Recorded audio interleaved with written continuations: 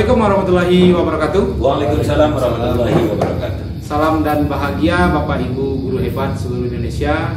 Kali ini kami CGP Angkatan 11 Kota Padang akan melakukan praktek 3 siklus untuk demonstrasi kontekstual modul 2.3 coaching sebagai supervisi akademik yang akan berperan dalam kegiatan ini. Saya Richel Yandres akan berperan sebagai observer dan di sebelah kanan saya Fauzan SPDI akan berperan sebagai coach. Saya Jun Sandra Irawan Putra, SPD berperan sebagai coach. Baiklah Bapak Ibu semuanya, selamat menyaksikan. Ayo memilih apa yang kau suka, merdeka belajar wujud yang nyata.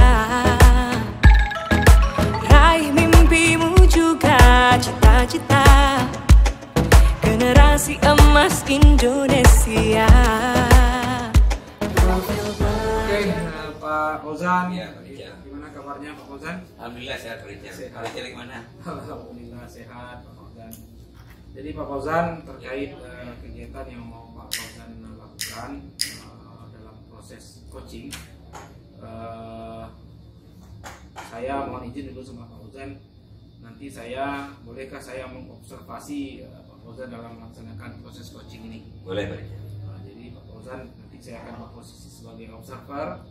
Tugas saya adalah untuk memaksimalkan nanti kegiatan coaching supaya ada perbaikan. Pertama, ada beberapa hal yang ingin saya sampaikan terkait rubrik penilaian dari observasi yang mau saya lakukan. Yang pertama, coaching ini coachnya harus memiliki beberapa prinsip, yaitu kemitraan, kemudian proses kreatif, dan yang terakhir itu adalah memaksimalkan potensi. Pak Fauzan sudah tahu ya? Iya. Jadi kemudian dari kompetensi inti dari coaching itu sendiri adalah yang pertama adalah presence, yaitu kehadiran penuh. Artinya coach nanti harus mendengarkan secara penuh apa yang menjadi persoalan dari coaching. Kemudian ketika coaching sudah mengungkapkan keluh kesahnya, maka tugas dari seorang coach itu adalah mendengarkan secara aktif. Kemudian supaya tergali potensi dari coach ini, maka coach harus tentu memberikan pertanyaan-pertanyaan yang berbobot supaya ide-ide yang menjadi solusi dari persoalan dari coach ini bisa tersalurkan dengan baik. Kemudian tentu kita menggunakan alur tirta Pak Fauzan. Yang pertama ada tujuan, kemudian ada identifikasi, rencana aksi, dan yang diakhiri dengan tanggung jawab. Saya akan mengajukan beberapa pertanyaan nih Pak Fauzan. Kira-kira dari kompetensi coaching yang ingin Pak Fauzan nanti lakukan itu, kompetensi mana yang Pak Fauzan ingin kembangkan? Baik, terima kasih Pak Rijal atas kesediaan Pak Rijal untuk menjadi observer ya. Jadi pengamat terhadap coaching yang saya lakukan nanti kepada coaching. Dari 3 kompetensi seorang coaching itu Pak Rijal, saya melihat ada fokus saya kepada 2 kompetensi inti Pak Rijal. Ya. Pertama, kehadiran penuh. Ya, oke. Saya menganggap kehadiran penuh itu adalah sebuah syarat yang memang harus kita laksanakan dengan baik. Ketika kita nanti tidak melaksanakan kehadiran penuh ini, nanti kita tidak tahu bagaimana menggali potensi-potensi yang ada di coaching, sehingga nanti ketika potensi tidak kita gali, sehingga target coaching kita ini tidak tercapai. Kemudian mendengar aktif.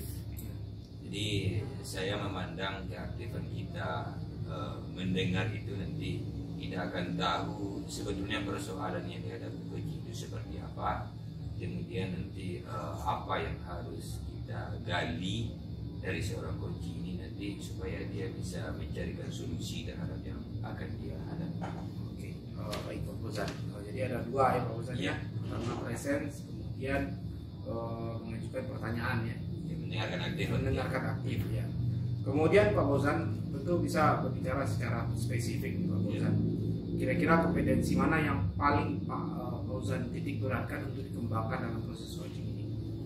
Saya sebetulnya lebih kepada memaksimalkan potensi yang ada di coaching. Jadi Pak Rijal, saya akan sebagai coach akan berusaha menggali potensi-potensi yang ada di coaching sehingga dia bisa berkembang dengan potensi yang dia alami, kemudian dia bisa mencarikan solusi terhadap persoalan-persoalan yang dihadapi dengan baik. Pak Fauzan, nanti setelah dilakukan proses coaching ini, tentu Pak Fauzan akan merangkum atau membuat sebuah kesimpulan. Kira-kira bagaimana Pak Fauzan mengatakan nanti proses coaching itu sudah dikatakan berhasil? Indikatornya seperti apa? Kita sudah tahu ya Pak Rijal, bahwa dalam coaching ini kita menggunakan alur tirta. Kita harus menetapkan tujuan yang jelas terhadap coaching yang kita lakukan antara coach dan coachee. Kemudian seorang coachee, saya sebagai seorang coach, nanti saya akan mengidentifikasi persoalan-persoalan yang diberikan oleh coachee. Kemudian setelah itu nanti saya akan menanyakan tanggung jawab rencana aksi yang akan dilakukannya. Karena aksi ini sangat penting dan juga tidak harus terlalu berlarut-larut dalam sebuah persoalan yang ada. Jadi nanti kita bisa minta pertanggungjawaban seorang coachee. Saya rasa saya akan fokus terhadap potensi yang dimiliki oleh coachee ini, nanti bagaimana dia bisa mencarikan solusi. Sebuah indikatornya dia mencarikan solusi terbaik terhadap persoalan yang dihadapi. Oke, Pak Fauzan, saya pikir sudah cukup persiapannya. Pak Fauzan selamat melaksanakan proses coaching, mudah-mudahan bisa sesuai dengan alur yang sudah kita ketahui, sesuai dengan alur tirta. Semoga berjalan dengan baik sesuai rencana. Terima kasih Pak Rijal. Oke, assalamualaikum Pak John. Waalaikumsalam. Sehat Pak John? Alhamdulillah Pak Fauzan. Udah lama kita nggak ketemu Pak Iya, Fauzan. udah lama juga Pak John. Jadi banyak lah unek-unek sebenarnya Pak Fauzan yang bercerita curhat lah. Iya. Iya. Terima kasih Pak John sudah bisa meluangkan waktunya kita bertemu dalam kesempatan ini. Sebetulnya kita di sini berbagi saja ya Pak John.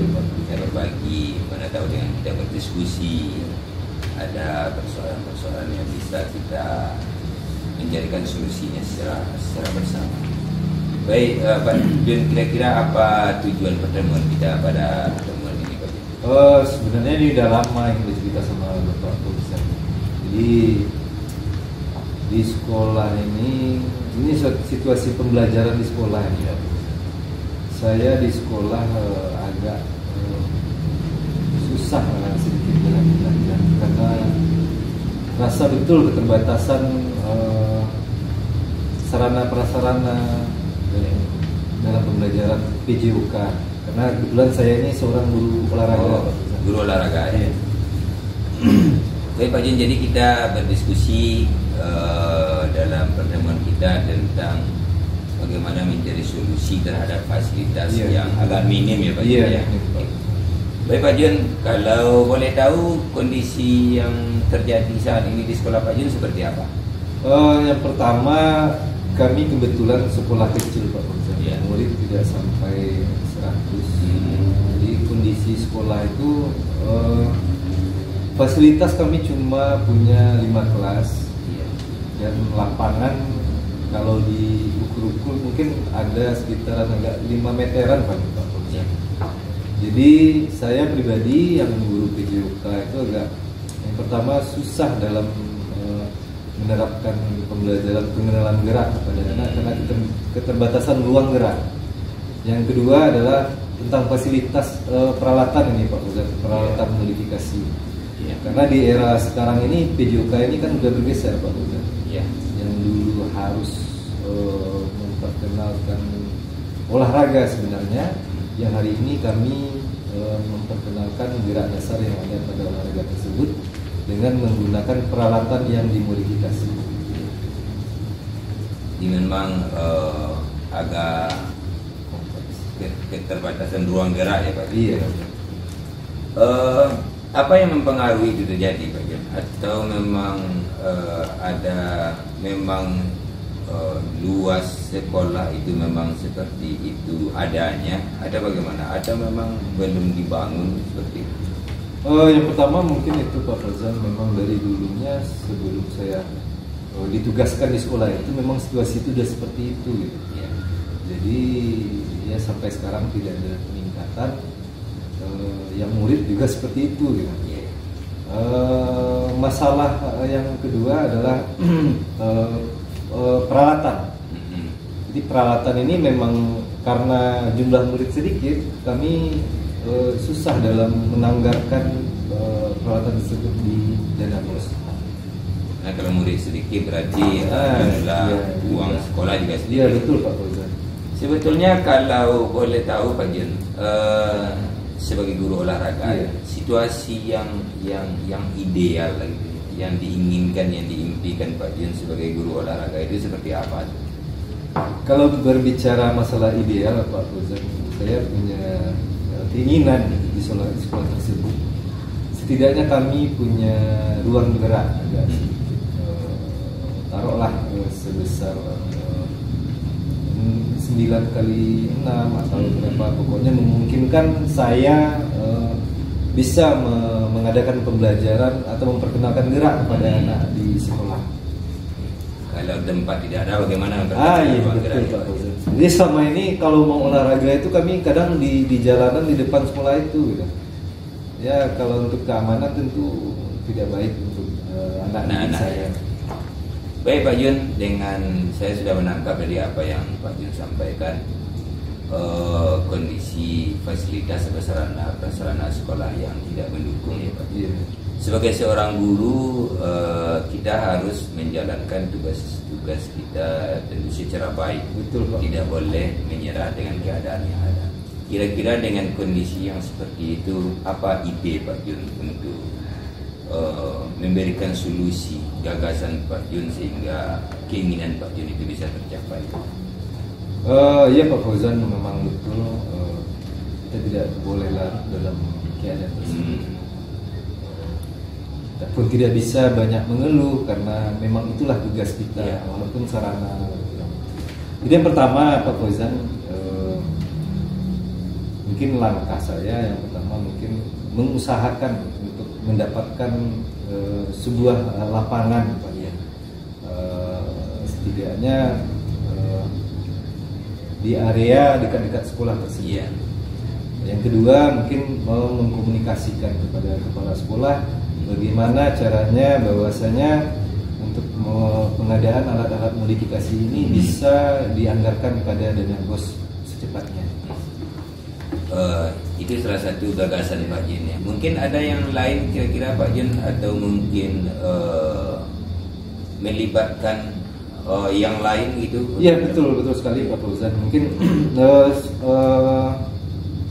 memberdayakan kali, Ya, memberdayakan, kita berkolaborasi dengan wali murid, dengan ketua PM, ketua masyarakat di sana gitu.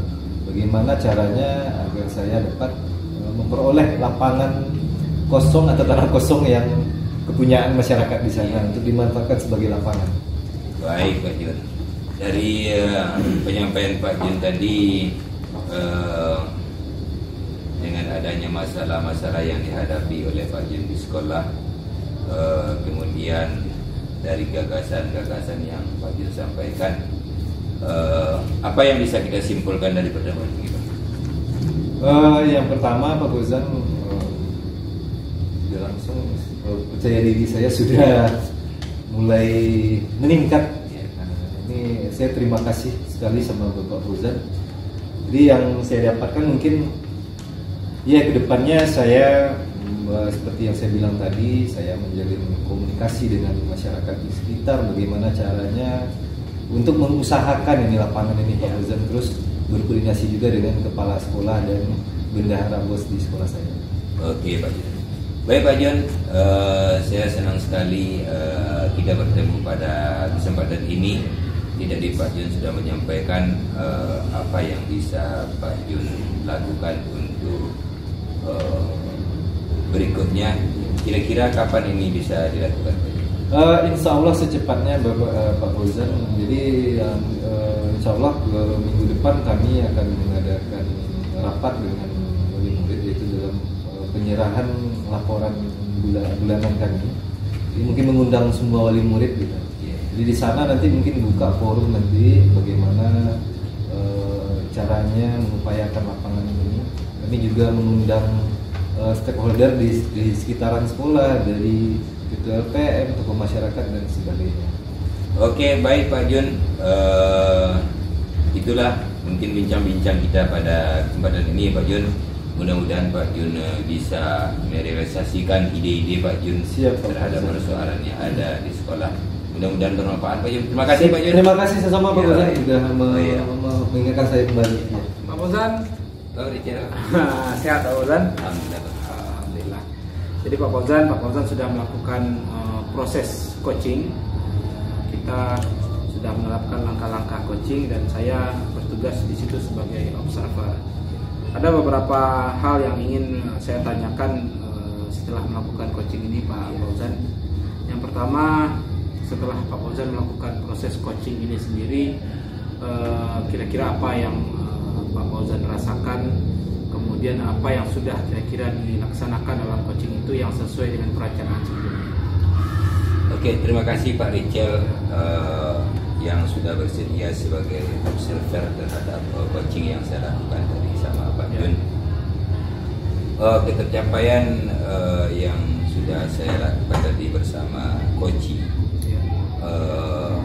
yaitu tentang bagaimana sebagai coach saya sudah mencoba menggali tentang kemitraan yang dilakukan terhadap coaching yang saya lakukan tadi. Saya melihat ketercapaian dengan mengajukan pertanyaan dengan alur tirta sudah ada tujuannya, kemudian sudah ada identifikasi, kemudian ada rencana aksi dan kemudian tanggung jawab yang dilakukan oleh coach. Baik Pak Fauzan, sesuai dengan percakapan kita sebelum melaksanakan coaching itu sendiri, prinsip coaching yang ingin Pak Fauzan maksimalkan itu adalah menggali potensi. Menggali potensi. Kira-kira dari proses coaching yang sudah Pak Fauzan laksanakan itu, apakah kira-kira potensi atau kompetensi yang Pak Fauzan inginkan itu sudah terlaksana atau belum Pak Fauzan? Dari coaching yang saya lakukan tadi Pak Richel, saya merasa bahwa proses itu sudah berjalan ya Pak Richel. Artinya berjalan itu saya sudah melihat dari seorang coach, dia sudah bisa untuk mencari solusi terhadap persoalan-persoalan yang dihadapkan oleh Pak Jun tadi sebagai coach. Maka dia sudah menemukan solusi-solusi yang terbaik atas persoalan yang dihadapinya di sekolah. Baik Pak Fauzan, saya pikir semua yang Pak Fauzan sampaikan itu sudah saya temukan dalam proses coaching yang tadi kita lakukan. Cuman ada beberapa mungkin yang perlu kita improve, kita tingkatkan dalam ke depan. Yang pertama, sesuai yang kita ketahui bahwa alur tirta itu sendiri diawali dengan penyampaian tujuan, penyampaian tujuan percakapan supaya menggiring pemikiran si coach ini terhadap fokus terhadap penyelesaian persoalan yang mereka temui. Kemudian ada proses identifikasi. Tadi Pak Fauzan sudah melontarkan beberapa pertanyaan yang saya pikir sudah sangat berbobot sekali, seperti situasinya saat ini seperti apa yang mempengaruhi, kemudian yang ideal menurut coach itu apa, kemudian apa ide yang terpikir dan yang lain-lain, dan coach pun sudah menjawab sesuai dengan apa yang dimilikinya saat ini sesuai dengan masalahnya. Kemudian di rencana aksi Pak Fauzan, ada beberapa yang perlu mungkin kita lengkapi dan kita sempurnakan. Tadi ada gagasannya sudah ada, kemudian barangkali ada pertanyaan sedikit, kapan akan dilaksanakan, kemudian kapan akan dieksekusi menjadi sebuah rencana aksi yang betul-betul real. Ini kan rencana aksi sifatnya, tentu ada waktu keterukurannya, kapan dilaksanakan, siapa yang dilibatkan, kemudian bagaimana teknis prosedur selanjutnya untuk melaksanakan rencana aksi. Untuk di yang tahapan selanjutnya di tanggung jawab, sudah ada kesimpulan tadi bersama dengan Koci apa yang disimpulkan dari percakapan hari ini. Kemudian yang terakhir sudah diakhiri dengan apa komitmennya ke depan. Kemudian ada pernyataan penutup tadi Pak Fauzan sudah sampaikan secara coach, itu sudah tersampaikan untuk mengakhiri proses coaching itu sendiri. Secara prinsip kita menguatkan pada dasarnya menguatkan apa yang sudah menjadi ide bagi si coach ini sehingga tergalilah potensi, kan itu kompetensi ya, Pak Fauzan. Jadi dari catatan saya Pak Fauzan sudah sangat baik sekali apa yang Pak Fauzan sudah lakukan dalam proses coaching ini. Barangkali peningkatan yang kita sampaikan tadi itu perlu untuk menambah terlaksananya proses coaching itu sesuai dengan alur cerita yang kita ketahui. Ini pertanyaan terakhir nih Pak Fauzan. Dari keseluruhan proses coaching yang sudah Pak Fauzan lakukan, kira-kira ke depan nih bagaimana Pak Fauzan menerapkan proses coaching ini sendiri dan bagaimana cara pandang Pak Fauzan terhadap pelaksanaan coaching untuk yang seterusnya. Baik, terima kasih Pak Richard. Ya. Dari proses coaching tadi berjalan, ada beberapa hal yang perlu menurut saya itu harus dikembangkan. Saya lebih fokus tentang masalah identifikasi. Ya. Ketika kita bisa mengidentifikasi sebuah persoalan yang dihadapi oleh seorang coach, saya rasa semakin banyak persoalan yang bisa kita identifikasi dari seorang coach itu, semakin banyak solusi-solusi yang bisa ditawarkan yang muncul dari seorang coach. Inilah menurut saya yang perlu saya kembangkan ke depan. Bagaimana kita menggali persoalan-persoalan mereka sebanyak mungkin sehingga mereka juga memberikan solusi yang bervariasi untuk persoalan yang mereka hadapi. Saya rasa di situ mungkin untuk dikembangkan masa-masa yang akan datang. Baik, Pak Fauzan, saya mengucapkan selamat yang pertama dulu sudah melaksanakan proses coaching ini dengan sangat baik. Mudah-mudahan kedepannya Pak Fauzan bisa lebih meningkatkan pelaksanaan coaching ini sesuai dengan alur cerita yang sebenarnya dan tentunya bisa menjadi budaya dalam pemecahan masalah-masalah yang ada di satuan pendidikan tempat Pak Fauzan bertugas. Demikian saja, terima kasih Pak Fauzan. Ya, terima kasih Pak Richard.